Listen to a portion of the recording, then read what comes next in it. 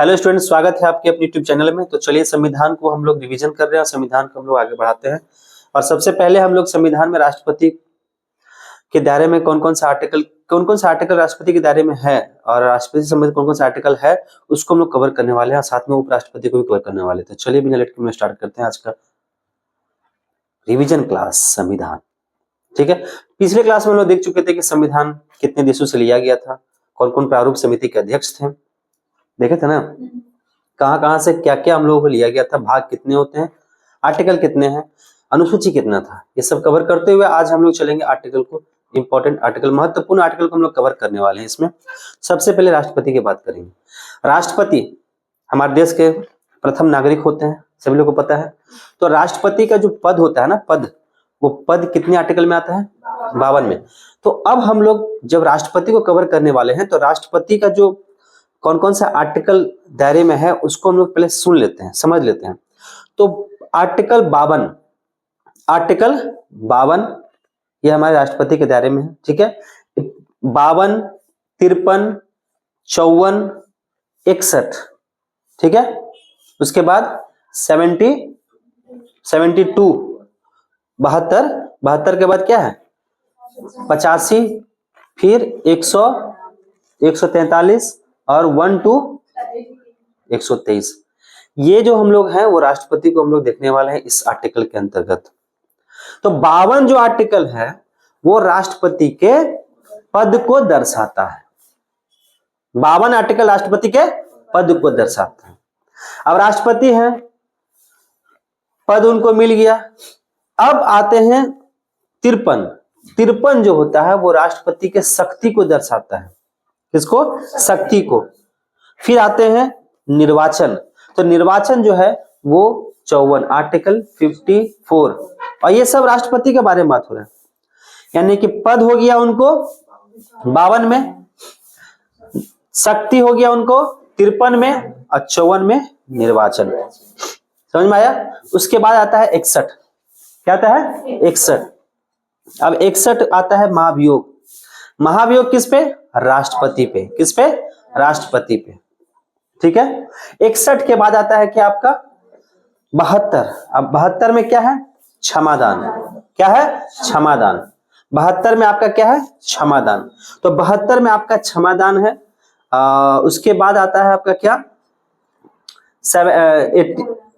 85 में आता है सत्र को बुलाना। यानी कि राष्ट्रपति जो है लोकसभा और राज्यसभा का जो सत्र होता है उसको बुलाने का कार्य करते हैं, जो कि आर्टिकल 85 के अंतर्गत आता है। उसके बाद आता है 143 यानी कि 143 आर्टिकल जो है वो सुप्रीम कोर्ट से सलाह के बारे में विचार विमर्श कर सकते हैं किसी भी राय पर। ठीक है, तो वो राष्ट्रपति और सुप्रीम कोर्ट के जो जज होते हैं उनके द्वारा वो रखा गया आर्टिकल 143 में।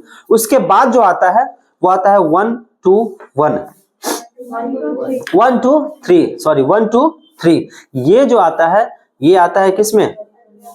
अध्यादेश जारी करना। राष्ट्रपति जो है किसी भी चीज को लेकर अध्यादेश जारी करवाते हैं, वो 123 के अंतर्गत आता है। तो चलिए इसके बाद रिवीजन कर लेते हैं। राष्ट्रपति का जो आर्टिकल है, आर्टिकल 52, वो किस चीज को दर्शाता है? पद को। आर्टिकल 52 वो पद को दर्शाता है। आर्टिकल 53 वो शक्ति को दर्शाता है।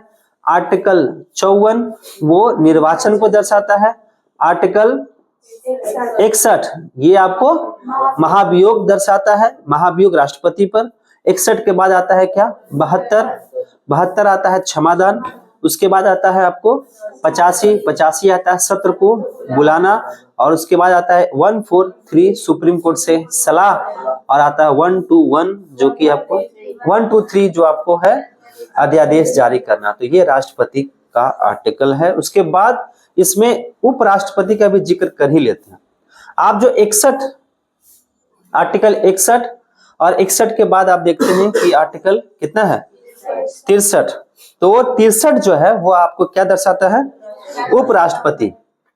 उपराष्ट्रपति का पद को दर्शाता है 63। उपराष्ट्रपति के पद को दर्शाता है 63। और 63 के बाद आता है आपको कितना? 64। ठीक है, और 64 क्या दर्शाता है? राज्यसभा के सभापति, यानी कि हमारे देश में जो राज्यसभा है उस राज्यसभा के जो सभापति होते हैं वो उपराष्ट्रपति होते हैं। तो वो साथ में ही है। कौन कौन? आर्टिकल कौन कौन? 63 और 64, 63 और 64 ये आपके साथ में हैं। तो ये राष्ट्रपति हो गए और उपराष्ट्रपति हो गए। आगे बढ़ते हम लोग। आगे अब बात करने वाले हम लोग किसका? संसद का। संसद के बारे में हम लोगों को पता है कि भाई संसद जो है हमारे देश का आर्टिकल 79 संविधान में रखा गया है, आर्टिकल 79। उसके बाद संसद को दो भागों में बांटा गया है, एक है लोकसभा और एक है राज्यसभा। लोकसभा को हम लोग कहते हैं निम्न सदन, लोकसभा को निम्न सदन और राज्यसभा को उच्च सदन। लोकसभा के बारे में हम लोग जानते हैं कि उसको भंग किया जा सकता है, लेकिन राज्यसभा भंग नहीं किया जा सकता है। लोकसभा जो आर्टिकल है वो 81 के अंतर्गत रखा गया है। कितना? 81 के अंतर्गत। आर्टिकल 81 के अंतर्गत लोकसभा है और 80 के अंतर्गत राज्यसभा है। तो आप इसको याद करेंगे। याद कैसे करेंगे? 79 संसद, उसके बाद आता है बड़ा भाई राज्यसभा, फिर आता है छोटा भाई लोकसभा। राज्यसभा जो है वो आपको आ गया किसमें? 80, आर्टिकल 80 के अंतर्गत, और लोकसभा जो है वो 81 के अंतर्गत आप याद रखेंगे।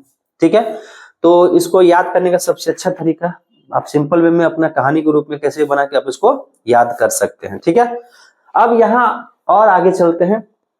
संसद में हमारा और भी आर्टिकल है जो हम लोग बात करने वाले 100, आर्टिकल 100। ठीक है, तो हम लोग इसमें देखेंगे article 100, article 105, article 108, article 110, article 112, article 116, article 117। तो सबसे पहले हम लोग बात करेंगे शुरुआत से 79 किसके लिए? संसद। आर्टिकल 79 किसके लिए? संसद। उसके बाद हम लोग बात करेंगे आर्टिकल 80 किसके लिए? राज्यसभा के लिए। 81 किसके लिए?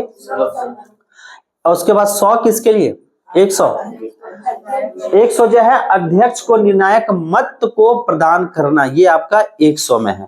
105 किसके लिए? विशेषाधिकार, संसद को एक विशेषाधिकार है। ठीक है, उसके बाद 108 क्या है? दोनों सत्र को संयुक्त बैठक, जैसे कि लोकसभा और राज्यसभा का संयुक्त बैठक आर्टिकल 108 में रखा गया। ठीक है, उसके बाद बात करते 110 धन विधेयक। क्या है? धन विधेयक 110 में। बजट याद रखिए, बजट जो पेश किया था ना हम लोग देश में, बजट 112 में। उसके बाद बजट 112, बजट 112। 116 में है लेखानुदान। क्या है? लेखानुदान। और 117 में क्या? वित्त विधेयक। देखो, वित्त विधेयक और धन विधेयक, ठीक है, कंफ्यूज नहीं होना। वित्त विधेयक कब? 117। वित्त विधेयक कब? 117। वित्त विधेयक 117 और धन विधेयक 110, याद रखना। धन विधेयक 110, वित्त विधेयक 117, बजट 112। ये तीन चीज हमेशा याद रखना। ठीक है, आगे बढ़ते हैं हम लोग, फिर से रिपीट कर लेते हैं। संसद 79 में क्या है? संसद। 80 में क्या है? 81 में क्या है? चलिए, उसके बाद 100 में क्या है? निर्वाचन मत प्रदान करना, निर्णायक मत प्रदान करना। 105 में क्या है? विशेषाधिकार। 108 में क्या है? संयुक्त बैठक बुलाना। 110 में क्या है? धन विधेयक। 112 में क्या है? बजट। 116 में क्या है? लेखानुदान। 117 में क्या है? वित्त विधेयक। ठीक है, यहाँ पे तो अब आगे बढ़ते हैं हम लोग, चलते हैं कहाँ? सुप्रीम कोर्ट की तरफ। ठीक है, सुप्रीम कोर्ट को रखा गया है 124, 131, 137 और 143। समझ में आया? ये 124 जो है वो सुप्रीम कोर्ट की स्थापना का जिक्र दिखाता है। ठीक है, आर्टिकल 124 क्या दिखाता है? सुप्रीम कोर्ट की स्थापना। 131 जो है उसके मूल्य अधिकारों का क्षेत्र, 131। ठीक है, उसके बाद हम लोग बात करेंगे 137 137 क्या है, न्यायिक पूर्णावलोकन, न्यायिक पूर्णावलोकन। और 143 क्या, राष्ट्रपति से सलाह, राष्ट्रपति से सलाह। क्लियर है। तो हमारा सुप्रीम कोर्ट के दायरे में कौन कौन से आर्टिकल हम लाते हैं, 124 है कि नहीं। उसके बाद 131 फिर आता है क्या, 137 और फिर आता है 143। तो सिंपल है, 1 2 4 क्या दिखाता है, सुप्रीम कोर्ट का गठन स्थापना, है कि नहीं, सुप्रीम कोर्ट का स्थापना। फिर 131 क्या दर्शाता है, हाँ उसके मूल अधिकारों का क्षेत्र। फिर 137 क्या दर्शाता है, न्यायिक पूर्णावलोकन। और 141 क्या दर्शाता है, सलाह लेना। क्लियर है यहाँ पे।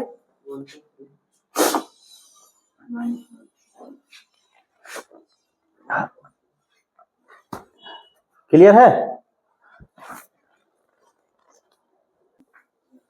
हाँ तो चलिए, सलाह लेना 143, ठीक है, रेडी है। आगे बढ़ते हैं। देखो अब एक बात करते हैं 76, बीच में 76 आता है और एक आता है क्या 148 CAG होता है, CAG जिसको कहते हैं हम लोग क्या, नियंत्रक एवं महालेखा, है ना। अभी जस्ट अभी देखें आप CAG, और इसको हम लोग कहते हैं क्या, महान्यायवादी। क्या कहते हैं, महान्यायवादी। देखिए भारत में जो भारत सरकार है ना, भारत सरकार के द्वारा एक सुप्रीम कोर्ट में, जैसे कि मान ली कोई कुछ किया, ठीक है, तो सरकार की तरफ से सुप्रीम कोर्ट में बहस कौन करेगा, तो वो कहते हैं महान्यायवादी। ठीक उसी प्रकार से राज्य में राज्य सरकार के द्वारा एक वकील नियुक्त होता है, जिसे हम लोग क्या कहते हैं, महाधिवक्ता। क्या कहते हैं, महाधिवक्ता। तो केंद्र सरकार के द्वारा जो है उसको क्या कहते हैं हम लोग, महान्यायवादी, और राज्य सरकार के द्वारा उसे क्या कहते हैं हम लोग, महाधिवक्ता। ठीक है। तो 76, अगर आर्टिकल 76 पूछेगा कोई कि महान्यायवादी किस आर्टिकल के अंतर्गत है, तो आप कहिएगा 76 के अंतर्गत। पूछेगा आपसे CAG का पद जो है वो किसके अंतर्गत है, 148 148। महान्यायवादी 76 और पद 148, उसका पद 148। क्लियर है। अब आते हैं हम लोग राज्यपाल। जिस तरह से हमारे देश में राष्ट्रपति है ना, प्रथम व्यक्ति, उसी तरह से राज्य में जो होते हैं वो राज्यपाल नियुक्त किया जाता है। हर एक राज्य में राज्यपाल नियुक्त किया जाता है। तो राज्यपाल के बारे में हम लोग बात करेंगे 152, 153, 154, 155 और 161 लगातार है। 52, 53, 54, 55 और 61 एकदम लगातार है। आप राष्ट्रपति में भी देख लीजिए ना, 52, 53, 54, 61 है ना। अब उपराष्ट्रपति को भी समझ लीजिए, बस 100 का अंतर, 152, 153, 154, 155 और 161 है ना। मतलब आप राष्ट्रपति को अगर याद कर लिए हैं तो उपराष्ट्रपति आपका अपने आप याद हो जाएगा, सॉरी राज्यपाल अपने आप याद हो जाएगा।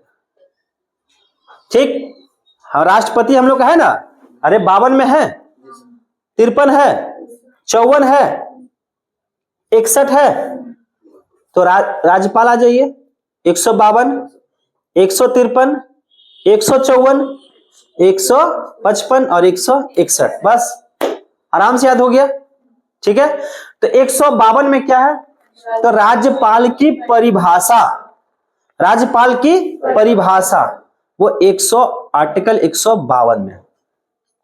वही 153 की बात करेंगे तो राज्य के लिए राज्यपाल